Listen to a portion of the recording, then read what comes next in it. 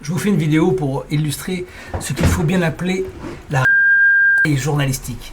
C'est assez extraordinaire. C'est-à-dire que la presse vient d'annoncer que j'étais mis hors de cause dans l'affaire terroriste.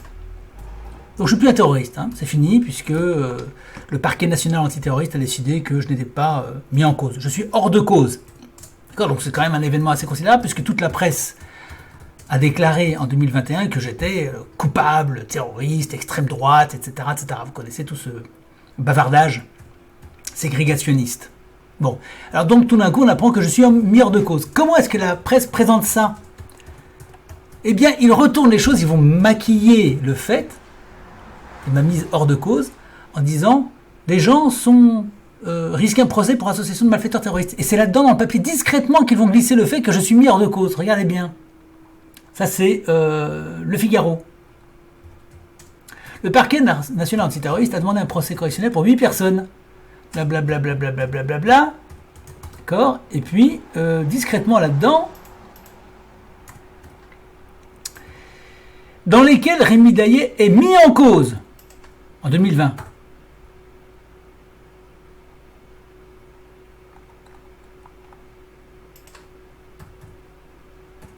Oui, même moi-même, je ne retrouve pas. Je ne retrouve pas ce qu'il dit.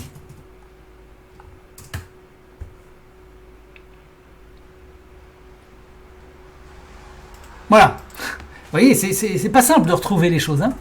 Les investigations avaient démarré en février 2021 autour d'un groupe néo-nazi, Honneur et Nation, dont les membres étaient en lien avec Rémi Daillet, figure des milieux complotistes expatriés en Malaisie. C'est ce qu'affirme le journal. Hein. Au terme de l'enquête, le PNAT l'a mis hors de cause. Si je suis hors de cause, c'est que tout ce qu'il raconte là est bidon. D'accord? Me concernant, en tout cas.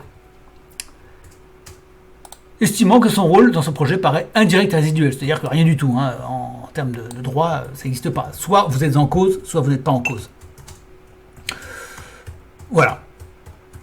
Vous voyez comment la presse s'y prend. C'est extraordinaire. Alors vous regardez un autre journal, même technique, hein, même technique. Notre Temps. Pour le troisième âge.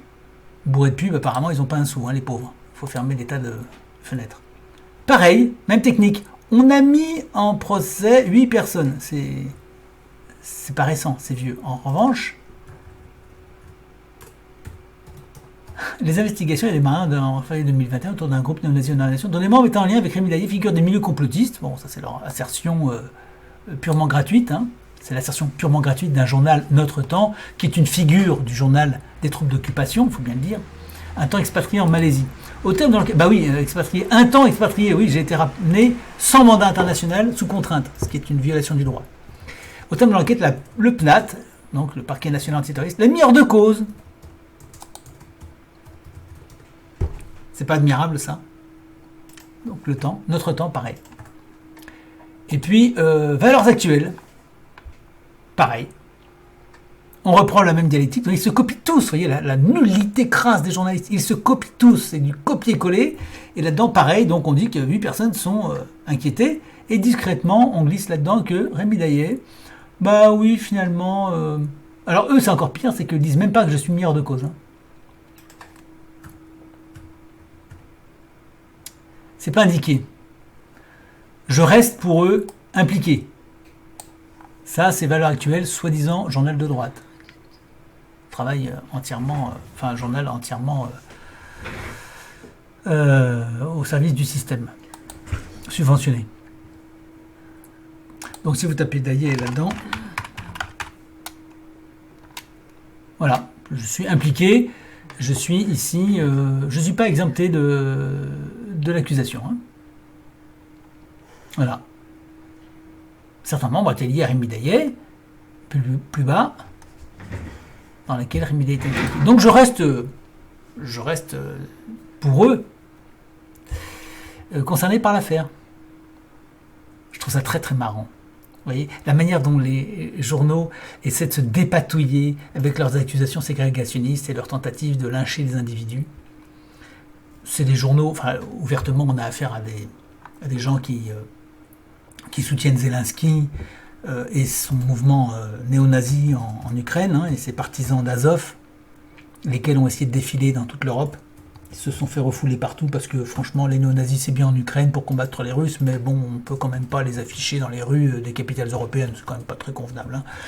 Et puis on soutient monsieur Tusk, le Premier ministre polonais, agent des États-Unis, pratiquement ouvertement, qui lui dit qu'il tirera, il ouvrira le feu sur les réfugiés qui s'approcheraient de la frontière polonaise. Voilà, on a affaire carrément à des néo-nazis. Hein. Et qui vous dit, ah bah oui, il y a 8 personnes qui ont été mises en examen, Monsieur Daillet, effectivement, éventuellement est mis hors de cause. Voilà, je voulais que vous voyiez ça pour que vous sondiez l'abysse de nullité, de médiocrité, de haine de ces gens, de manipulation, de bêtises, parce que tout ça se retourne contre eux. Alors je le dis franchement, hein, et je n'ai aucun scrupule à le faire, nous supprimons toute cette presse subventionnée de haine qui distille le mensonge, la manipulation, on la supprimera. On supprimera toutes les subventions. Ils continueront à faire leurs journaux avec 3 lecteurs.